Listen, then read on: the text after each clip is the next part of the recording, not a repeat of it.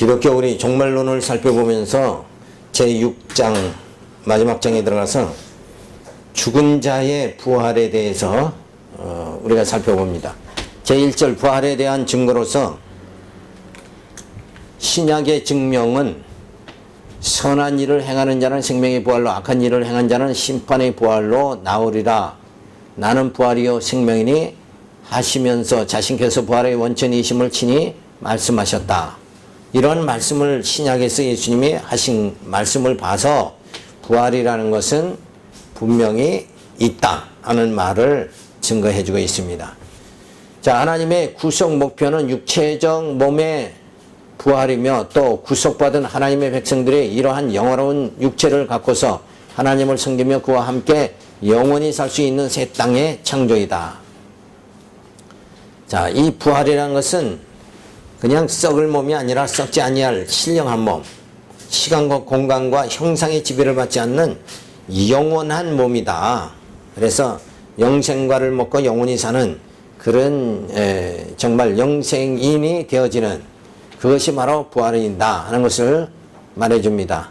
자, 두 번째로 합리적 증명에서 보면 인간의 머리와 이성을 동원하여 합리적인 방법으로 부활을 증명해버리는 시도들이 초대교회 때부터 현대까지 계속 있어 왔다. 자, 그러니까 인간이 그냥 죽으면서 끝나면 무엇이겠느냐. 그러니까 뭔가 인간은 산다. 이런 식으로 합리적으로 생각하는 거죠. 그 다음에 세 번째는 이 합리적 증명에서 유추론이 있습니다. 자연계의 고갈과 회복이 순환적으로 반복되는 것을 생각하며 부활을 유추하는 방법이다. 자, 그러니까 모든 봄이 오면 여름이 오고 여름이 오면 가을이 오고 이런 식으로 또 봄에 새싹이 나고 가을에 열매를 맺고 또 겨울이 죽었다 다시 이렇게 반복. 그러니까 인간도 역시 그런 모든 자연계의 그 회복하는 순환적인 반복되는 그거와 마찬가지로 인간은 가면 보면 그냥 죽음으로 끝나는 건 아닐 것이다. 이렇게 해서 부활을 유추하는 거죠. 추측해서 생각하는 거다. 두 번째는 이성적 시류의 영속성입니다. 만일 인간이 영원히 떠나간 후에 신체가 소생하지 못한다면 인간은 일개 저급한 천사가 되어버리고 인종 상실의 결과가 초래될 것이다. 그러나 인간은 신체와 영혼의 종합적인 이성적 시류인 바 하나님의 지혜가 이 종류를 계속적으로 존속케 할 것이라는 추론이 있다. 그러니까 하나님께서 하나님 형상으로 지었죠. 그런데 그걸 그냥 끝내시겠느냐. 그렇지 않다. 그래서 이성적 시류의 영속성이다. 뭔가 계속 영속될 것이다. 이렇게 이제 그 추론을 하는 거죠. 세 번째는 신혼의 공동 상벌입니다. 자, 뭔가 영원히 함께 받는 전 인격의 상벌이 성경의 원리이다. 그것이 하나님의 공의를 보다 더 만족시킴으로 이 이유 때문에라도 부활이 있을 것이라는 이론이 있다. 그러니까 상벌이죠. 상을 받는 자가 있으면 벌을 받는 자가 있다. 이런 걸 봤을 때 그저 부활이라는 것은 있을 것이다. 이렇게 추론하는 거죠. 신혼의 공동 구성입니다. 타락이 사람의 영과 신체를 포함하였으니 구성은 타락 전 전부의 회복으로서 몸과 영혼이 함께하는 구성일 것이다. 그러므로 이런 부활 영생이 있을 것이라는 이론이 있다. 그러니까 죽음으로써 몸은 죽음으로 끝나는 것이 아니라 이렇게 부활함으로 영생에 이르게 될 것이다. 뭐 이런 하나의 추측들이죠. 이런 그 생각들이 있는데 사실 성경에서는 뭐예요? 부활에 보면 예수님이 첫 열매가 되셔서 부활의 첫 열매가 되셔서 다 보여주셨어요. 그 예수님이 죽으셨다고 부활하실 때 많은 제자들이 받고 500여 형제들이 받고 이걸 성경에 분명히 증명을 했고 또 그 이전에 예수님이 살아생전에 죽은 나사로를 살리죠. 그러니까 사람은 그냥 죽음으로 끝나는 것이 아니라 하나님의 능력으로 살게 된다. 요거를 다 보여주고 예수님이 또 이제 친히 부활하셨다. 이 성경은 확실한 부활을 말해주고 있는데 여기서는 뭐예요? 부활이 있을 것이다. 이런 걸로 다 이제 추론을 하는. 왜냐하면 그래도 믿기는 믿어야 되는데 부활이 없다 그러면 너무 삭막하죠. 근데 있다고 하지만 그걸 확신할 수가 없다. 그래서 이제 추론하는 거예요. 자, 그렇지만 성경은 사실이다. 역사적 뭐예요? 사실이다. 그래서 부활은 틀림없이 있다. 그래서 이러한 주장은 논리적으로 미성한 것이며 실제 하나님께서 창조하신 영적 생명의 씨앗이 존재하는데 이것이 시간과 공간과 형상의 세계에서 형체로 나타나는 것이다. 그러니까 처음에 이 부활이라는 걸 사도 바울은 그렇게 설명하는 거예요. 부활이라는 게 처음에는 씨앗에 불과하지만 그것이 장미꽃도 되고 그 사과나무도 된다. 그 사과나무를 보기 전에는 그 씨앗만 보고는 형체를 알 수가 없잖아요. 부활도 마찬가지다. 우리가 아직은 부활의 형체를 보진 못하지만 분명히 부활함을 받게 되어진다. 그것을 씨앗으로 비유해서 우리가 알 수 있는 것이다. 이렇게 이제 설명하는 거죠. 그러니까 마치 어떤 씨앗이 형상을 알 수 없지만 씨앗이 자라면서 각기 하나님이 주신 형상을 나타내는 것이니 장미꽃일 수도 있고 남자나 여자의 어떤 특정인의 모습으로 나타나는 것이다. 그래서 씨앗과 발아의 관계로 이해를 해야 된다. 근데 이런 식으로 이제 자꾸 이거는 뭐예요? 이 설명도 미흡한 거예요. 이것도 자꾸 뭐 인간 이성이 납득할 수 있도록 자꾸 과학적으로 이렇게 만드는 거란 말이에요, 지금. 근데 부활은 그냥 성경이 증명한 대로 예수님이 보여주신 대로 부활은 그냥 있는 거예요. 그 이상도 아니고 그 이하도 아니다. 이렇게 보면 이게 이제 리모컨이죠. 그럼 이걸 리모컨이 뭐 있을 것이다 없을 것이다 어떻게 모양이 생겼다 이렇게 추측할 게 아니라 이건 그냥 리모컨이 끝나는 거예요. 부활이라는 것은 이미 확증된 사실이다. 그 증인들이 있고 다 확증된 사실을 이제 그거를 내가 그때 당시 예수님 부활할 때 내가 없었다. 내가 눈으로 직접 보지 못했다. 그래서 부활이라는 것을 그냥 단순히 있을 것이다. 이렇게 자꾸 추론한다는 것은 그 자체가 잘못된 거죠. 그래서 씨앗이 형상이 없지만 점점 자라나면 형상을 가지지 않느냐. 우리가 아직 육체의 썩을 몸이니까 이 육체를 가지고 부활의 몸이 어떨 것이다. 우리는 지금 상상 자체를 할 수 없지만 분명히 부활인이 되어진다. 부활은 분명하다. 이런 것을 우리가 성경을 통해서 믿을 수 있게 되죠. 그래서 부활에 대한 반대 이론은 보면 육체의 부활을 반대하는 입장에서는 성경을 꼭 문자적으로만 볼 필요가 없다고 주장한다. 그러니까 문자적으로 이 부활 이걸 어떻게 믿느냐 하는 거죠. 그래서 영적 부활이다. 죄악의 영적 사망에서 벗어날 중생의 신생활에 들어가는 것이 부활이라고 주장한다.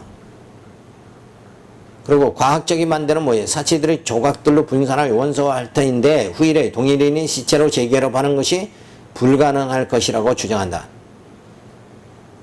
자, 이러한 주장은 부활에 대한 이해의 부족에서 오는 거죠. 그래서 부활은 이미 뭐예요? 역사적으로 이미 증명이 된 건데 그걸 증명된 거를 지금 와가지고 부활이 있을 것이다. 부활은 이런 것이다. 자꾸 이렇게 뭐 육체는 부활 못해도 영적으로 부활한 것이다. 정신적 부활이다. 뭐 이런 식으로 자꾸 말한다는 것은 부활을 뭐예요? 믿지 못하는 자의 여러 가지 그 망상에 불과한 것이다. 그래서 사실 부활이 사실로 이미 드러났죠. 모든 자가 다 죽는데 예수님이 부활하셨단 말이에요. 그걸 다 증거가 됐죠. 목도 한 자가 있어요. 도마가 직접 손으로 만져봤어요. 그랬는데도 이제 또 세월이 지나가니까 또 그걸 부활을 또 입증해야 된다. 그럼 예수님이 오셔가지고 자꾸 십자가에 못 박혀 죽으시고 또 부활하시고 이걸 또 자꾸 하지 않으면 우리는 못 믿겠다는 얘기밖에 안 된다 이거예요. 그러니까 이미 부활은 뭐예요? 역사적 사실이다. 그걸 뭐 설명할 필요도 없는 거예요. 사실로 역사적 사실로 드러난 건데 내가 안 봤다고 해서 자꾸 거짓말이다 그러면 어떠냐 이거예요. 자, 그래서 부활에 대한 성경의 증명을 보면 생명의 부활, 심판의 부활이 주어지죠. 부활에 대한 그릇된 견해는 바로 유추론이 있는데 자연계의 고갈과 회복이 순환적으로 반복되는 것을 생각하면서 부활을 증명할 수 있다. 자연현상을 통해서 뭔가 자꾸 가을에 낙엽이 지고 봄에는 새싹이 나고 이러니까 인간은 그냥 죽음으로 끝나는 게 아니라 부활할 것이다. 이런 그 자연 현상에 비유해서 부활을 유추하는 거, 그 유추로는 잘못된 것이다. 또 이성의 실유의 영속성이다. 신체와 영혼의 종합적인 이성적 실유로 부활을 증명하는 거죠. 자, 영혼이 영이 있다 그러면 육체도 있을 거 아니냐 이렇게 이제 생각하는 거죠. 신혼의 공동 상벌이다. 그러니까 인격적 상벌의 성경적 원리로 보아 부활을 증명하는 거죠. 상 받는 이의가 있고 벌 받는 이의가 있는 것 같이 그렇게 부활이 있을 것이다. 신혼의 공동 구석입니다. 신체와 영혼은 한 몸이니 함께 구속받을 것이라는 원리로 부활을 증명하는 거예요. 자, 그래서 부활에 대한 반대 이론은 보면 영적 부활을 말하죠. 죄악의 영적 사명에서 벗어나 중생의 신생활에 들어가는 것이 부활이다. 이렇게 주장. 바로 정신적 부활이다. 이렇게 말하는 게 이제 그 부활을 반대하는 자들의 입장이죠. 과학적 반대는 뭐냐면 신체의 원소가 죽음으로 분산되었다가 재결합한다는 것은 불가능하다며 부활을 반대하는 거예요. 그러니까 썩어가지고 다 없어졌는데 어떻게 그게 다시 그런 사람이 부활할 수 있느냐 이렇게 말하는 거죠. 자, 창조나 부활은 하나님의 전능성에 주권적으로 실행되는 것이니 미숙한 인간의 사고로는 증명될 수가 없는 것이다. 자, 그래서 우리가 그 어떤 형상, 육체의 지금 형상을 가지고 있죠. 그러면 코나 입을 저를 보고 제 코나 입을 보고 거기 아무개다 이렇게 말하는 건 아니잖아요. 그러니까 영적인 그 실체, 각 사람들에게 영적 실체가 있단 말이에요. 그 실체는 분명히 부활한다. 이것을 우리가 알 수가 있는 거예요. 그래서 성경에서는 영육 간의 온전한 부활을 말하고 있죠. 근데 그건에 대한 능력은 뭐예요? 그 하나님의 능력이죠, 그게. 그러니까 처음에 아담을 흙으로 빚어서 아담을 창조했잖아요. 그 흙이 형상이고 육체고 그 다음에 그 흙을 빚어가지고 생기를 집어넣는 그 생기 자체가 뭐예요? 그게 하나님의 영이잖아요, 결국. 그러니까 그렇게 창조했어요. 무에서 창조하신 하나님께서 그 육체가 이제 다 썩었다 할지라도 하나님께서 신령한 몸으로 우리를 부활하게 그렇게 만들어 주신다. 그것은 인간의 이성으로 뭐예요? 뭐 증명할 길이 없는 거죠. 그건 하나님의 능력으로만이 증명할 수 있는 것이다.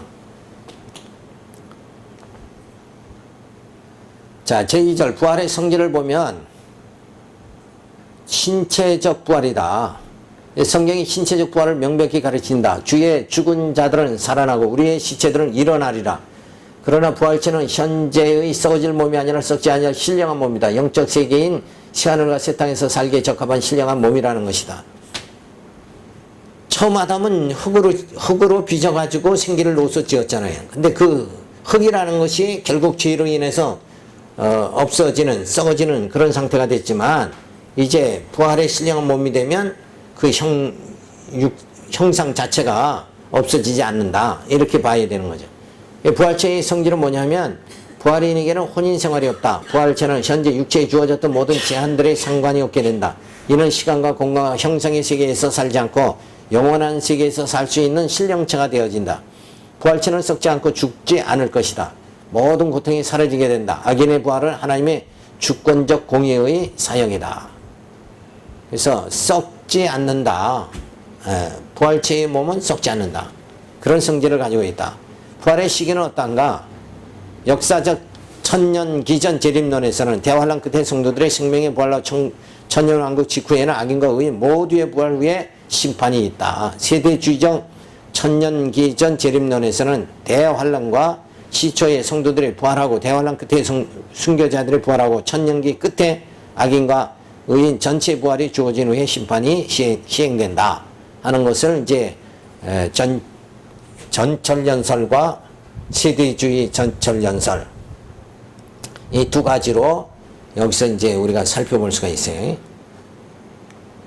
자, 다시 한번 자세히 보면 부활의 성질은 신체적 부활이다.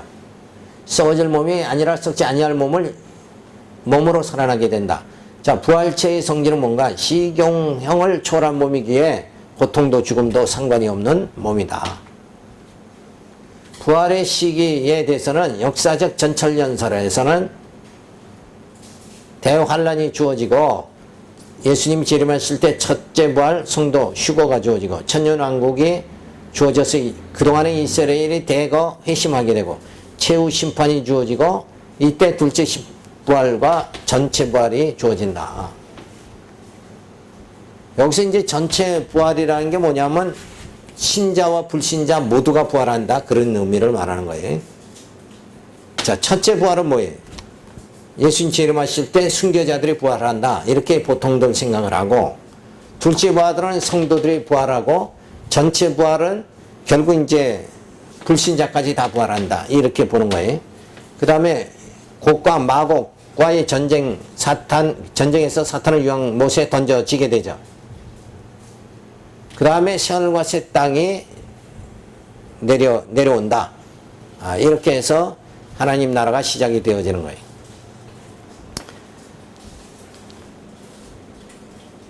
그러니까 결국 이제 그 부활의 시기는 대환란이 주어지고 예수님이 재림하시고 그때 첫째 부활, 그 다음에 천년왕국 후에 최후 심판의 둘째 부활, 이때 부활이 주어진다, 이렇게 보는 거죠. 세대주의적 전설전설에서 보면은 공중 재림할 적에 첫째 부활, 성도 휴거가 주어지고 7년 혼인잔치가 주어지고 땅에는 대환란이 주어지고 그 다음에 예수님이 지상 재림하시면 둘째 부활, 환란 때 순교자가 부활하고 그 다음에 천년왕국이 주어지고 이스라엘이 대거 회심하고 최후 심판이 주어지고 셋째 부활, 전체 부활이 주어지고 그 다음에 곡과 마곡의 전쟁이 있고 사탄은 유황 못에 던져오게 되고 새하늘과 새 땅이 주어진다. 자, 이렇게 보는 두 가지 학설을 우리가 볼 수가 있는데 우리 입장은 뭐예요? 이 전철년 위의 거다, 이렇게 봐야 돼. 그래서 어쨌든 이런 모든 것이 부활이 뭐예요? 부활은 분명한 것이다, 이거를 알 수가 있죠. 그 다음에 제7장의 최종 심판이 마지막에 주어지는데 교리적 중요성을 보면 칭의는 하나님의 구원 원리를 보여주고 최종 심판은 칭의된 자들의 신앙과 삶 가운데서 하나님의 지혜, 권능, 은혜 등이 나타남을 보여줌으로써 하나님의 구원 원리 성공과 그 성취를 보여준다. 자, 결국 마지막 그 최종 심판을 통해서 의인들이 구원을 받게 되어지죠. 근데 이미 구원은 뭐예요? 예수님이 오셔서 칭의 받음, 복음을 영접할 때 이미 심판은 주어진 거예요. 믿는 자는 구원에 이르고 불신자는 지옥으로 가는 거예요. 근데 그 확정적인 것이 뭐예요? 예수님이 마지막 재림하셔서 최종 심판이 주어질 때 그때 이제 그 결과가 드러난다.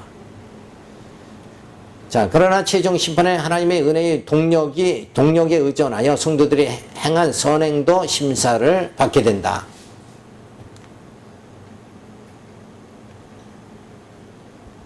자, 그래서 두 번째 실천적 중요성을 보면 최종 심판의 신임은 의를 위하여 핍박을 받는 성도들에게 큰 위안을 준다. 그러니까 마지막 심판이 없다 그러면 그냥 아무렇게나 살아도 되잖아요. 그런데 우리가 분명히 정말 이 땅에서 하나님의 뜻을 거역하고 살면 분명히 심판을 받는다. 그래서 마지막 심판 때를 우리가 바라보면서 위안을 받을 수 있죠. 세 번째로 최종 심판의 역사적 중요성은 뭐냐? 세상의 역사가 무의미한 원형의 끝없는 연속이 아니라 목표를 향해 나가는 운동이라는 사실을 절감하게 해주며 어린 양의 승리가 최종적으로 드러나는 일이다. 자, 이것은 뭐냐면 최종 심판이 있다는 것은 세상의 역사가 무의미한 원형의 끝없는 연속. 요게 뭐냐 하면 역사는 원형으로 계속 돈다. 그러니까 불교에서 말하는 대로 그 돌고 도는 인생이다, 이런 게 아니라 창조와 섭리와 심판, 일직선의 기독교 역사로 완전히 최종 심판으로 모든 이 시간 세계의 모든 역사는 끝나버리고 결국 영원한 세계, 하나님이 세우시는 영원한 나라가 세워진다. 그거지 불교같이 그저 이 땅에 살다가 죄짓고 살면 다음 세대는 뭐예요? 돼지나 뭐 소로 태어나고 그러면 소나 돼지가 착한 일을 할 수도 없잖아. 그러면 그저 짐승으로 착하게 살았다. 그러면 사람으로 다시 태어난 뭐 이런 원형 계속 도는 건다. 돌고 도는 게 인생이다. 그런 의미가 이 최종 심판으로 다 완전히 무너지는 거다. 이거를 우리가 알 수가 있죠. 그래서 어린 양의 승리가 최종적으로 드러나는 거. 그게 최종 심판이다. 심판의 과정은 장엄한 최종 심판의 과정 가운데서 기록된 책들에 의하여 사실의 심의가 주어지고 의로우신 하나님 판결의 공포가 주어지고 마지막 판결의 집행이 주어진다. 마귀와 그 사자들을 위하여 예비된 영영한 불에 들어가게 되고 의인들은 영생에 들어가리라고 하신 그리스도의 말씀이 그대로 이루어질 것이다. 자, 그래서 생명의 부활, 그 다음에 뭐예요?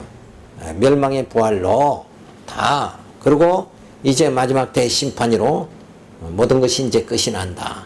그래서 시간 세계, 이 땅의 역사가 다 종지부찍고 이제는 영원한 세계만 주어진다. 그래서 하나님이 이 시간 세계를 창조하신 것은 우리로 하여금 하나님이 택한 백성들을 어때요? 연단하고 훈련시키는 과정에 불과한 것이다.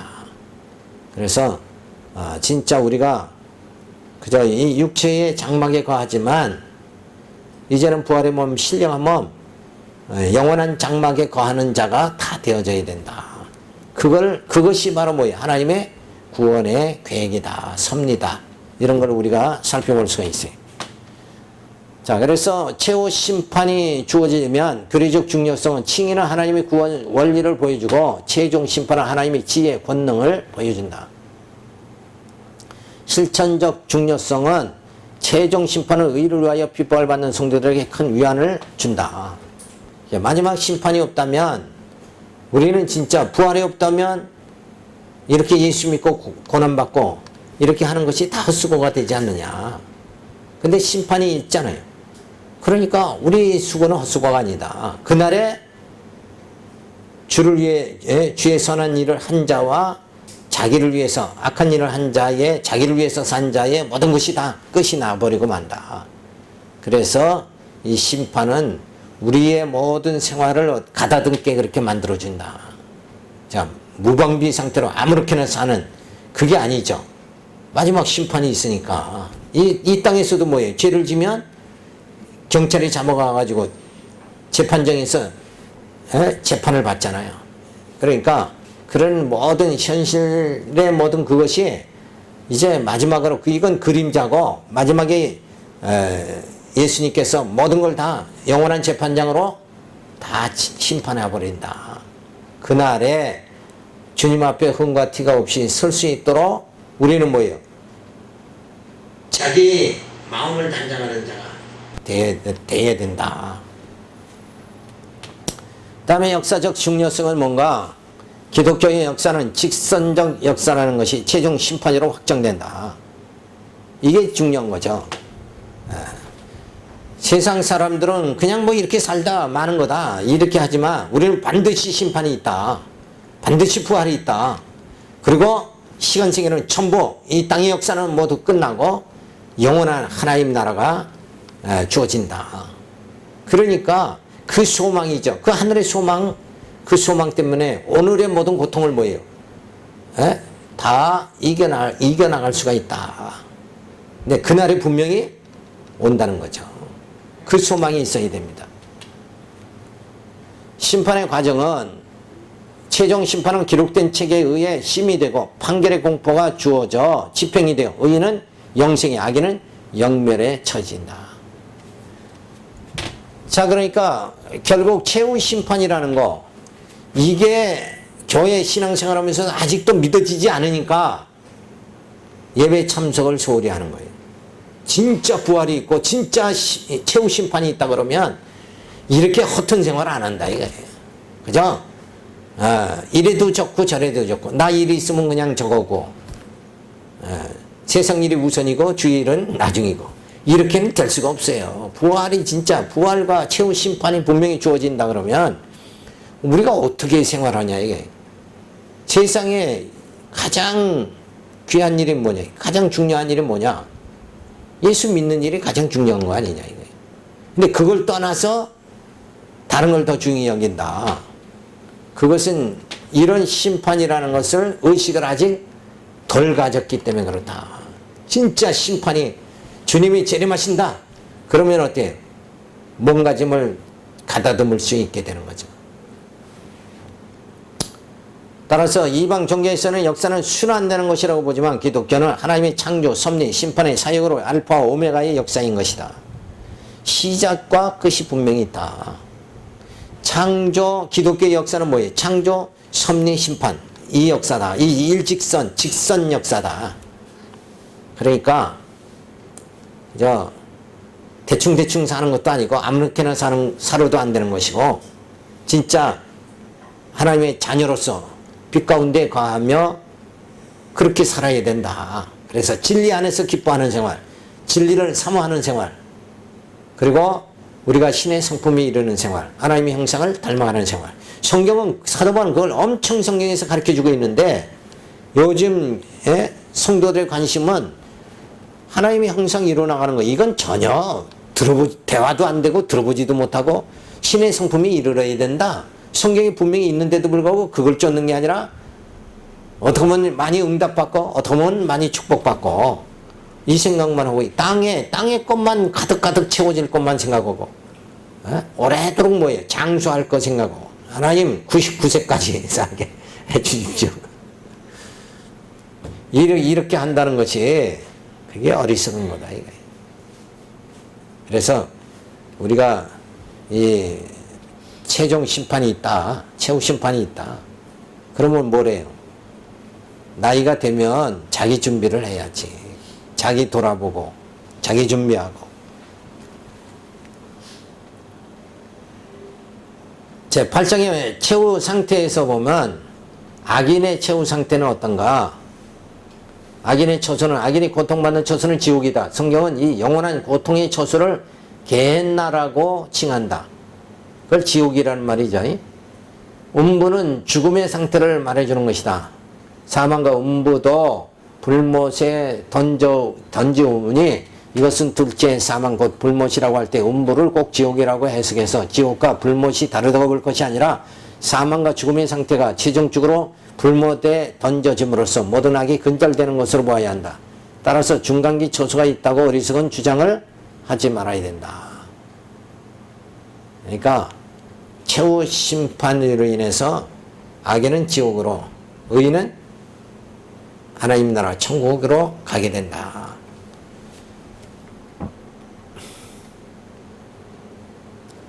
자, 영벌의 상태, 극심하고 무슨 물리적 고통이 주어지는 상태다.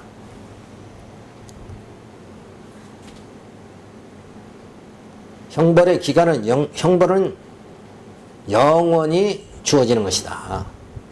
그 다음에 영벌을 반대하는 이론들, 영벌을 반대하는 이들은 천당의 희락을 감수하기 때문이며 벌악은 현세에서 남김없이 시행되기 때문이라고 주장하며 하나님의 성품에 모순된다고 주장하며 반대한다. 자, 하나님이 선하신 분인데 어떻게 저렇게 혹독한 그런 그 벌을 줄 수가 있겠느냐. 자, 이렇게 말하지만 빛과 어둠을 짓는 건 하나님의 능력이죠. 하나님 마음대로 하시는 거예요. 그러니까 하나님께서 당신 뜻한 대로 택한 자를 하나님의 나라, 영원한 나라에서 거하게 만드시는 것이 하나님의 주권이다. 이걸 우리가 알 수가 있습니다. 그래서 보편적 구원론, 만인 구원론을 보면 금생에 회개하지 못한 자들은 내생에 가서라도 회개하여 구원을 모두 다 얻을 수 있다고 그릇된 주장을 하며 영원한 형벌을 반대한다. 하나님께서 모든 만인을 구원한다. 이렇게 보는 거죠. 만인 구원설. 근데 나 같아도 그 미운 놈이 있으면 미운 놈은 제껴놔야지. 모두를 그렇게 하지 않아요. 당신 기쁘신 뜻대로 택하시는 거예요. 그러니까 하나님께서 이미 예수 그리스도 안에서 창세전에 우리를 하나님 기쁘신 뜻대로 택하셨다. 그러니까 이런 교리들은 전부 잘못된 거죠. 악인 멸절설. 악인은 원래 죽지 않도록 창조되었으나 죄로 인해 영혼의 불멸성을 탈취당하게 되고 비존재 상태로 환원될 것이라고 주장하면서 어리석게도 영벌을 반대한다. 그러니까 이런 사상들도 다 잘못된 거죠. 자, 악인의 최후 상태를 보면 악인의 처소는, 악인이 고통받는 처소는 지옥이죠. 영벌의 상태는 극심하고 무서운 고통이 주어진다. 영벌의 기간은 영원히 주어진다. 영벌을 반대하는 이론들은 보편구원론, 금생에 회개하지 못한 자들은 내세에 가서 회개하여 구원받게 되므로 영벌이 없다고 주장하는 거죠. 악인 멸절설은 인간은 불가사적 존재로 창조하였으나 계속 죄를 짓게 되어 영혼의 불멸성을 탈취당하여 존재를 상실하게 되므로 비존재 상태로 환원된다고 주장하며 영벌설을 반대한다. 자, 이런 그 악인의 최후 상태를 에 대한 이론들을 우리가 볼 수가 있어요. 자, 이 제2절 의인의 최후 상태. 의인은 뭐예요? 신천 신재. 그날의 하늘이 불에 타서 풀어지고 체질이 뜨거운 불에 녹아지느니와 우리는 그의 약속대로 의에 거하는 바 새하늘과 새 땅을 바라보는도다 하였으니 의인이 거할 처소가 새롭게 준비된다는 것을 알 수가 있다. 그래서 의인은 신천 신재, 하나님의 나라에 들어가서 살게 된다. 그 다음에 의인의 영원한 거처, 의인들의 영생을 위한 처소를 통상 천국이라고 그러죠. 그 다음에 천사들과 성도들을 위하여 건설된 하늘에 있는 영원한 집을 말한다.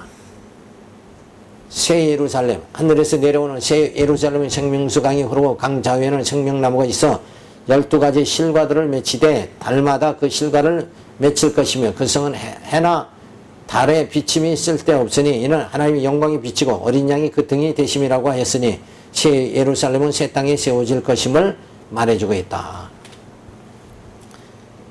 새 예루살렘이나 새하늘과 새 땅이나 천국이나 이 다 동일한 용어예요. 결국 하나님의 나라가 임하게 되어진다.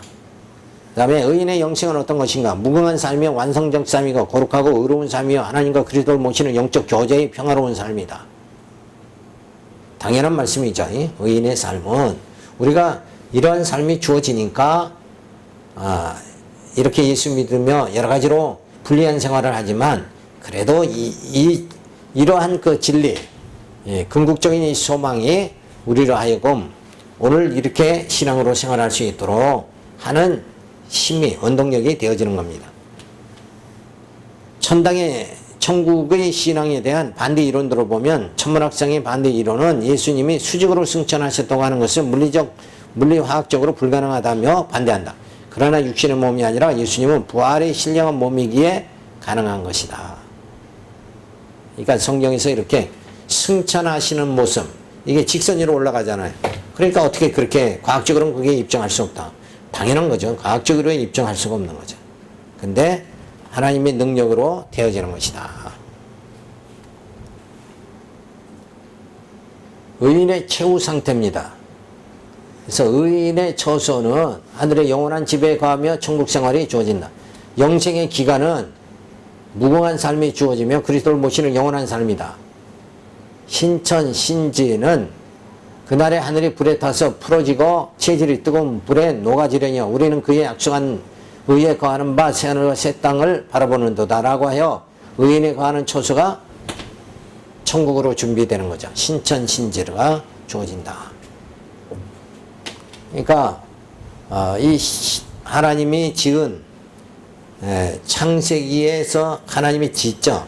하늘과 땅을 다 짓고 그 처음 하늘과 처음 땅에서 그걸 또 이렇게 나누어서 이 지구가 또 태양계가 주어지고, 그러니까 지구와 우리가 사는 이 지구와 태양계를 넘어서 진짜 그 세계가 또 주어지죠. 처음 하나님이 지은 땅과 하늘이 주어지는 거예요. 근데 그 모든 게 다 없어지고 다 녹아서 없어지고 신천신재 하나님의 나라가 천국이 임하게 되어진다. 그래서 새 예루살렘, 하늘에서 내려오는 새 예루살렘은 생명수 강이 흐르고 강 좌우에는 생명나무가 있고 하나님의 영광이 비치게 되어지는 거죠. 그래서 천국에 대한 반대 이론들은 뭔가 천문학자는 우리의 우주 안에 유형적인 천당 또는 천국의 위치를 발견하지 못하였다고 하며 천국에 대해 반대한다. 자, 그런데 이런 것이 이제 참 우스운 일이죠. 그런데 인간이 지금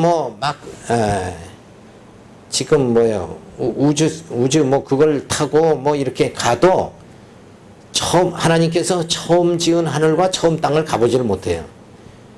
그 다음에 우리 지구, 그러니까 나뉘어 가지고 다시 지은 땅과 하늘, 둘째 땅, 요것만도 지금 우리가 다 보질 못한다 이게. 그러니까 그 하나님의 능력, 이것이 얼마나 인간이 추측할 수 없고 과학적으로 밝힐 수가 없는 상태다. 그래서 무한하신 하나님의 능력의 손길이 우리 택한 자로 하여금 영원히 살 신천신제 하나님의 나라를 들어가서 살게 그렇게 만들어 주신다. 오늘 우리가 이 소망을 가지고 여러 가지 정말 육신적으로 어려움과 공고가 많지만 분명히 이 승리의 날이 분명히 주어진다.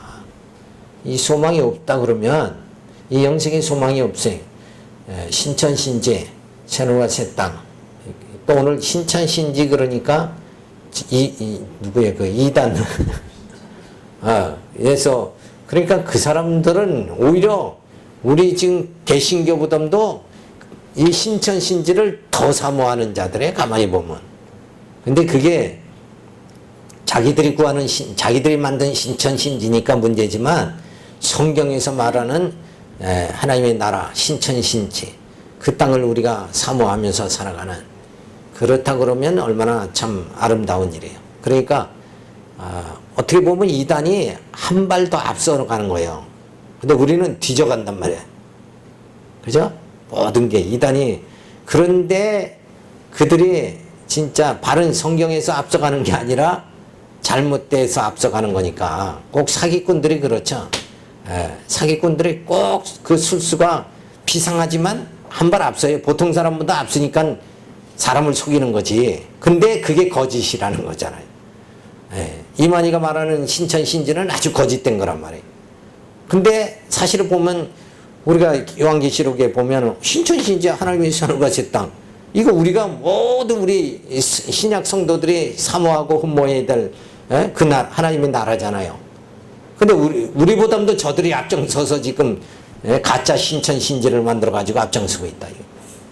그런데 우리는 성경적인 성경에서 말하는 하나님의 신령한 나라 그 나라를 우리가 사모하면서 변함없이 이 진리 안에서 우리가 전진해야 된다 하는 것을 살펴보면서 오늘 우리가 이 종말론 기독교의 종말론을 전부 마칩니다. 기도하겠습니다.